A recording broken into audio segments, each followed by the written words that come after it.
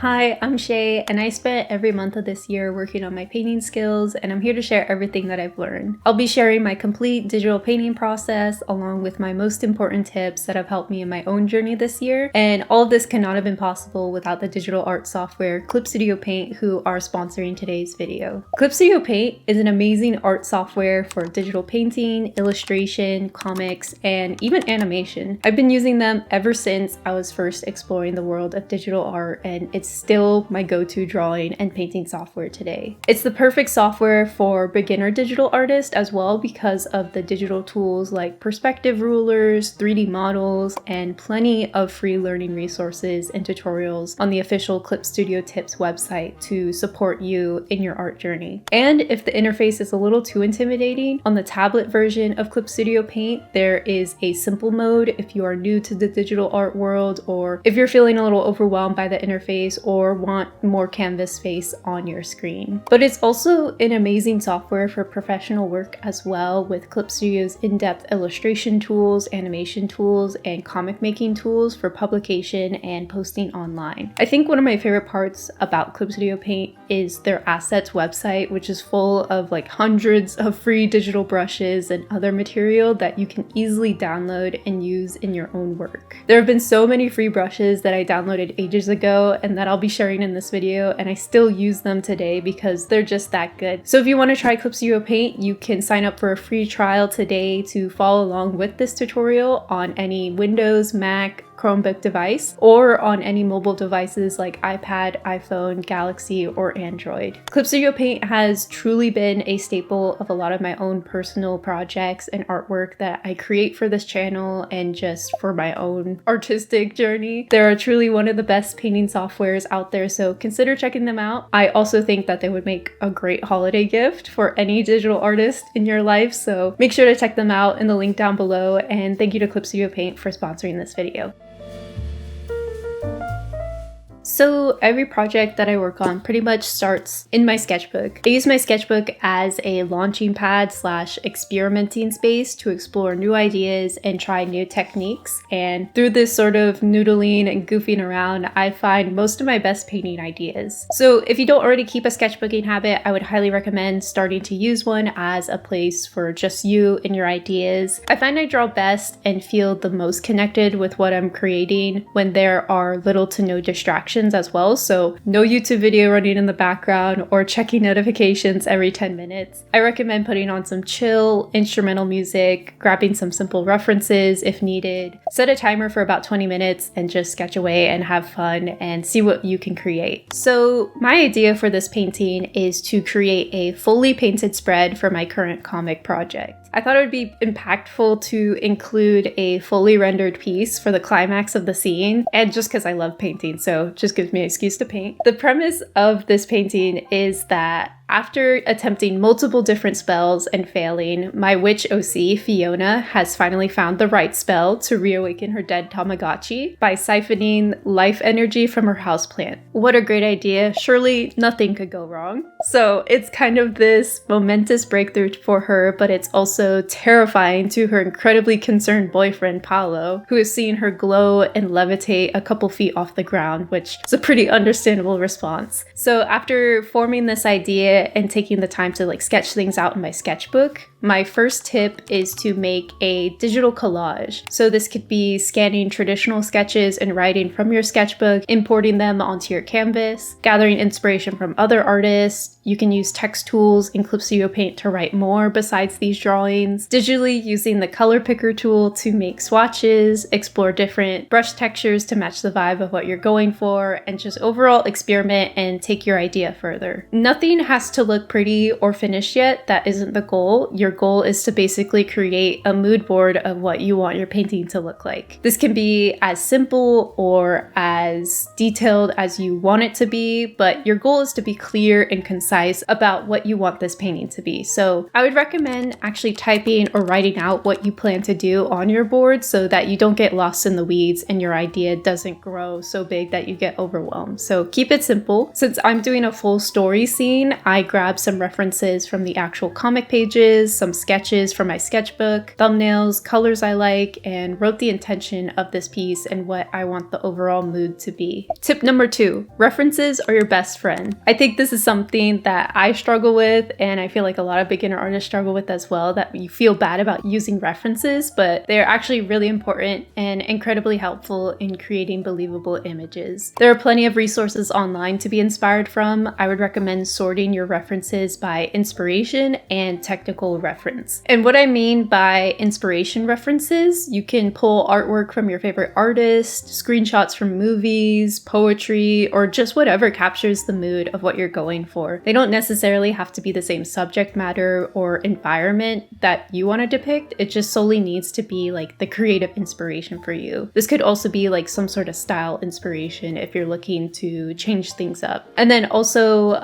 for more technical references, this would be location references, character model sheets, clothing references, detail references of specific textures or objects you plan to include. I have an entire reference board of specific objects that I can't show in this video, but feel free to check out this video I made all about reference gathering in the card above. But creating your own is the best because you get exactly what you want. You could take your own pictures like I did for one of my houseplants for this painting, but you can also use the 3D modeling tools in Clip Studio Paint for figure references, location references, and object references, and moving them in perspective is really helpful. And this can be extremely helpful if you're a beginner or just need some help with visualization of how objects look in a 3D space so that you can capture a more believable perspective and a little bit more accurate proportions with your painting. You could pick any model from the assets library in Clip Studio Paint, drag it onto your canvas, position the model in perspective and pose them how you want, and then just rasterize the layer and draw directly on top of your model. And voila, a pretty good start to a painting.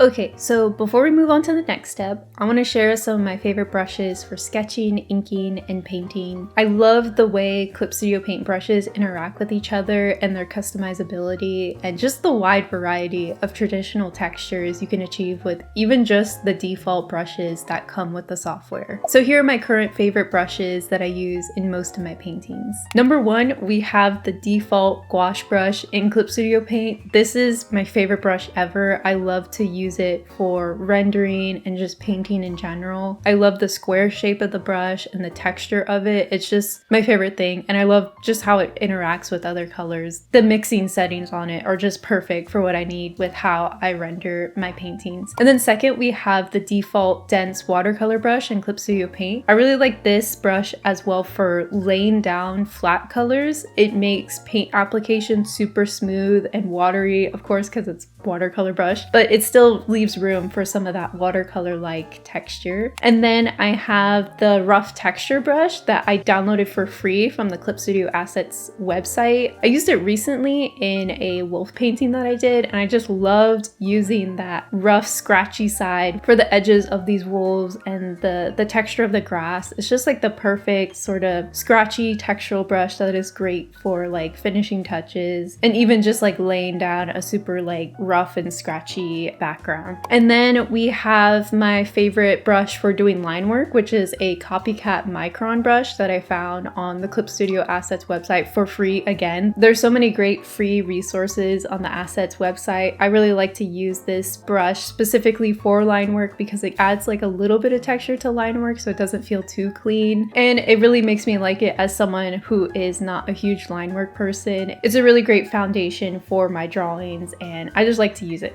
I like the texture. And then last but not least, of course, I mentioned this in my first tutorial video, but the Artemis pencil set, I love their pencils that they created. This is also for free on the Assets website, and I will have all of these free brushes linked down below in the description if you want to download them and try them for yourself. But yeah, those are all the brushes that I use throughout my entire process.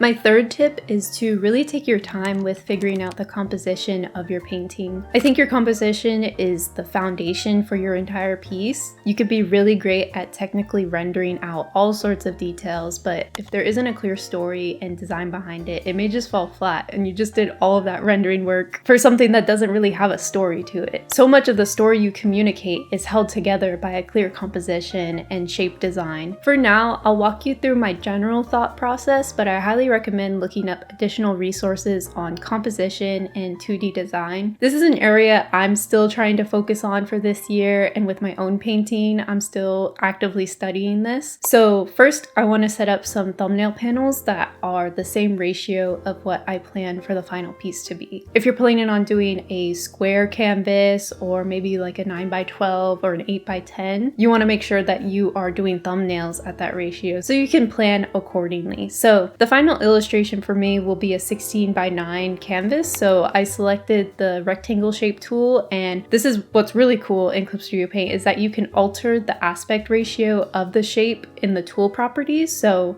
go to the shape tool and you can click on rectangle and select the aspect type. Make sure specified ratio is selected. Click the addition button and input the ratio that pertains to your composition. So since I'm doing a 16x9 canvas, my aspect ratio is technically 1.77/1. So I'll input those numbers in as the width and the height accordingly. And now you have a correct ratio. And after duplicating the shape, we have a couple of proportional thumbnails to start sketching in. I already completed some thumbnails in my sketchbook, so I'm just gonna redraw these for demonstration purposes. During this process, I was getting ready to do some traveling for the holidays, so the Clip Studio Paint cloud feature really came in handy for transferring my painting file to my iPad so that I could continue to sketch things out while traveling and then easily transfer back to my desktop when I'm home again. I flip between my desktop and my iPad throughout this painting process, so if the aspect ratio changes, that's because I'm painting on my iPad. So my thought process when sketching these thumbnails is to try and remember what you want to convey with this painting. Story and intention is the most important part, and you can convey it through shape and design in your piece. With my painting, this character is experiencing an epiphany of some sort. She's figured something out. So I think placing her face, aka the focal point of this image, in the upper right hand corner would kind of contribute to that lifted, enlightened feeling. She is closer to the viewer because I want the viewer to see her expression first, then swing down to the left where her shocked and anxious boyfriend is reacting, therefore creating a story of something taking place and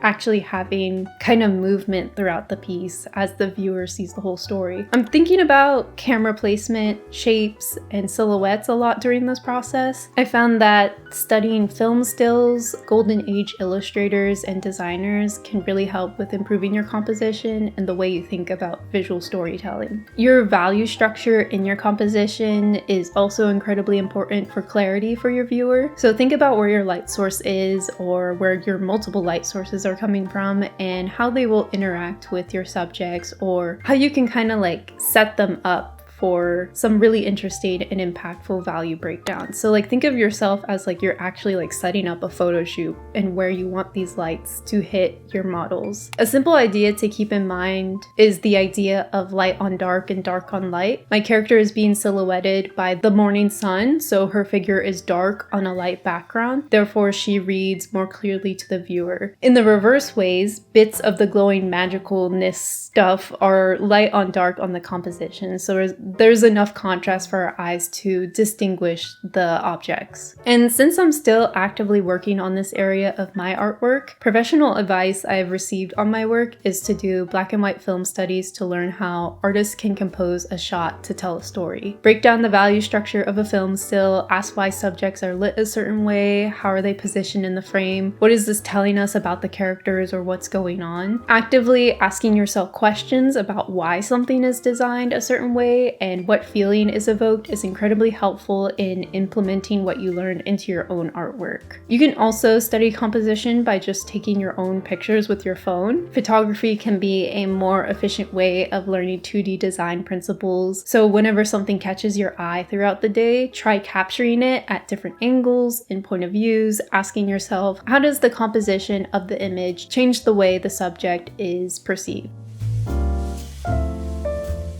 Okay, now it's time to clean things up and use references to fill in the blanks of our more general thumbnail sketch. So tip number 4, add enough detail and structure to your drawing layers so that you don't get lost in the painting later on. If you save areas to figure out later in the painting, you might be overwhelmed and it can be more difficult to change because of all the coloring and rendering that you're doing. So I'd recommend going back to the 3D models that you've made and references that you've gathered to fill in the blanks and add more refinement. Your drawing doesn't have to be perfect, but it should be a strong foundation to start adding color and detail on top of. I would also recommend flipping your canvas horizontally using the rotate/flip canvas tools in Clip Studio Paint to double check for any errors in your drawing. Like I said, perfection and having a completely finished rendered drawing isn't the goal. I prefer putting enough information down of object placement and character placement so that it makes the painting stage a lot easier, and I may still end up adding some extra things down the line if I think of it, but the most important stuff should be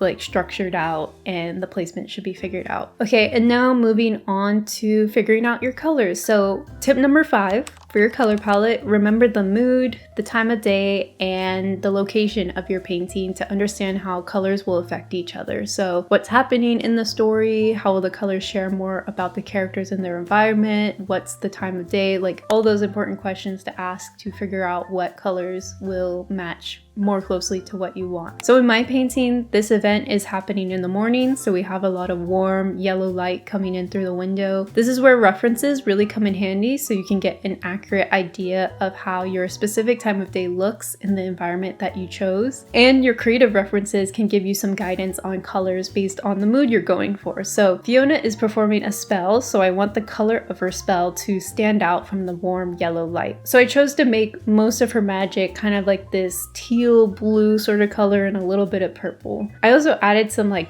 bright rainbow hues to depict a sort of like fun, wacky experiment feeling that is out of the ordinary of her warm, neutral apartment bedroom. To be honest, for this painting, I don't think I spent enough time exploring the colors because I was so eagerly wanting to get into the painting section so that I could get this part done of my comic, which I end up regretting later and having to fix anyways, but we're still learning. And this reminds me of a huge issue that I have faced this year, which has been rushing through the important beginning stages of painting and not really being intentional with those areas. So I have to force myself to slow down and really think through my choices so that I'm actually absorbing what I'm doing and why. And that extra time spent in the beginning of the stages actually saves you time in the long run when you are painting and rendering things out. I know I will continue to struggle with this aspect, but reminding myself to take things step by step and enjoy the process is really helpful and makes the whole process a lot less stressful. But also sometimes we are in a time crunch, whether it be working for a client or finishing an assignment or meeting a goal. And that's where one of my favorite Clip Studio Paint tools comes to mind, gradient maps. I talk all about using gradient maps in my other Clip Studio Paint tutorials, so if you want to check that out, that'll be linked down in the description and on screen right now.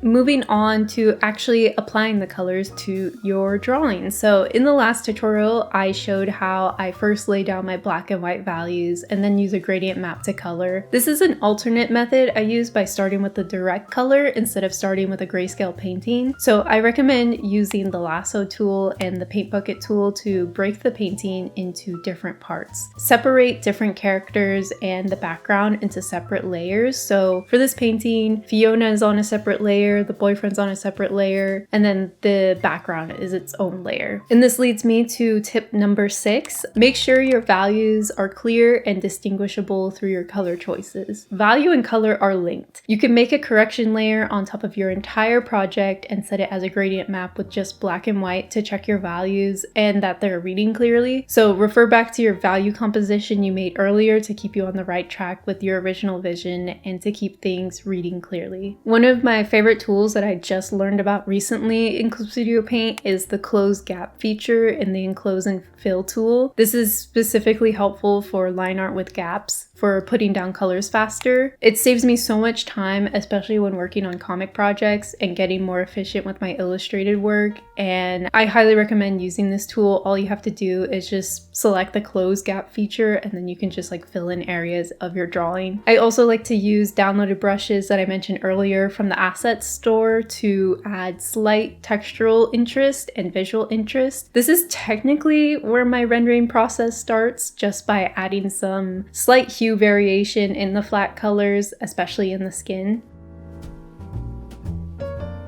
Okay, now on to the lighting section. This is technically where my rendering process starts. So this is when I begin to block in the lighting with different layer modes. So remember the separate layers for each part of the painting we did in the flat color stage? This is where it comes in handy. Using the clipping mask feature in Clip Studio Paint is super helpful with this. I can paint within the bounds of what is already blocked in by my original color layer. I will show on screen what I mean by this, but it's super helpful when quickly blocking in shadow or light shapes. So my entire mindset when doing these lighting layers is remembering where my light source is coming from and how it's interacting with the environment and bouncing off of other surfaces. I typically start with multiply layers. I think for this painting, they were sort of like a reddish, orangish hue because of the warm bounce light coming off of the walls from the main light source of the window and like the morning light. The multiply layer kind of acts as my base shadow layer. And then I add some overlay layers to increase saturation in some areas. This is typically areas of the skin like cheeks, noses, fingers, the edges of shadows, and anywhere that I want to add more saturated colors and bring a little bit more attention to. With this painting, I also added a soft light layer for some additional bounce lighting effects. In sort of these bright, naturally lit rooms, the light coming from the window will bounce off of walls, desks, and ceilings and affect shadows, making them a little bit lighter and getting that bounce light effect in your shadows. And then finally, I add in some glow layers for some more intense highlights or rim lights, wherever my light source is directly hitting a subject or if it's itself the source of light. Sometimes I also add another multiply layer for my darkest areas as well, especially my focal points, which in this case is my character Fiona, specifically her face. I go into more depth about how I paint in light and determine colors based on lighting in my original tutorial video, which I will link below and in the card above. And with this whole section, tip number 7 for lighting, I feel like adding texture strokes while layering these lighting layers can save you rendering time in the future. Textured brushes can save you time and add more visual interest to your paintings. I like to use the selection tool and map out areas of my painting that I can like quickly put in some texture, and that'll just do a little bit of the rendering work for you, or at least give you a good place to start. Okay, speaking of rendering, now it's time to start rendering and painting out details and polishing things up. So my tip with this, tip number 8, always keep the bigger picture in mind and remember your focal point. Your story and your focal point are the cornerstones of your piece, so I try not to get too caught up in the details of the background or things that my viewer isn't even going to notice. I try to add details to enhance rather than overcomplicate or distract from my focal point. You can do this by zooming in and out, and it's also super helpful to use the navigator window in Clip Studio Paint to see your painting at a smaller scale as you are zoomed in. Having this full image of your painting beside you as you work on smaller parts helps you not to get lost in the smaller details. Tip number 9, be patient and take your time and stick with what you already have down on the canvas. Refrain from being too perfectionistic and just enjoy the calming rendering process. Like I mentioned before, this is something I really struggle with as well. I want to rush through the painting so I can say, yay, I finished something and post it to Instagram and be done. But full paintings take time, especially when you are learning and trying to pay attention to what you are doing. I found myself taking a couple days break between rendering sessions, but it was well worth the wait. And I feel like stepping back, taking a break helps you have fresh eyes to continue to work on the painting. So go back to your references, clean areas up, add more definition, add small details, patterning, more texture. You could even gather a bit more references at this stage if you realize that you don't have enough or if your references aren't clear enough. But we can't render forever, so I think when you think you're at like 80% finish, you should stop. I mean, you could render forever, but if you're a perfectionist like myself, having these 80% rules keeps me from getting too stuck on one painting, especially when I'm just trying to learn and trying to get more experience. Once you put your pen down, you can use the liquify tool in Clip Studio Paint to make any slight tweaks to areas of your painting, but be careful with moving too many things with this tool. Just use it as like a little bit of polish. Okay, now it's time to use some of the color correction tools in Clip Studio Paint to do some finishing edits. Just some slight tweaks to make colors and values pop just a little bit more. I typically use the color balance tool to make some adjustments to the colors. I also use the brightness and contrast sliders to fiddle with the lighting and values. These adjustments won't save your painting, but they just help to define things and adjust colors, so feel free to experiment. I personally like to create separate color adjustment layers by right-clicking on my layers window, selecting new correction layer, selecting the type of correction I want to do, and making the adjustments from there. Then you can kind of toggle the layers on and off and see how they look on your painting. I feel like having separate correction layers keeps you from making any like permanent changes on your painting that you may want to change later. Alright, now we're at the finish line. Time to mess around with some fun filters and effects to give your painting or illustration that extra pop if you want. The Perlin noise filter on Clip Studio Paint is one of my favorite features to give a bit more texture and kind of like a classic illustrated poster feeling to your paintings. It's a popular way online to filter artwork. You've probably seen it all over Instagram. What I prefer doing is making a separate layer that is above all of my painting layers. Set the layer to overlay and then go to filter, which is located at the top, select render, and then select Perlin noise. I typically lower the scale quite a bit and slightly lower the amplitude as well, but that's pretty much it. It just gives a little bit of texture and finish to your piece. You can also find free filters from the Clip Studio Paint Assets website. I downloaded some paper textures and played around with how it would look with the painting just for fun. I will have all the assets that I use linked down below if you're interested. And then my final tip, tip number 10, the importance of reflecting on your work, especially when you're trying to learn. We can plan all we want for a new painting or drawing, but we learn the most through the actual process of creating, especially if you're new to painting and making full pieces digitally. After focusing on more finished pieces this year, I always find myself realizing that I needed a specific reference halfway through or towards the end of a painting, realizing a shortcut for something, or that I should have spent a little bit more time planning the colors, like in this specific painting.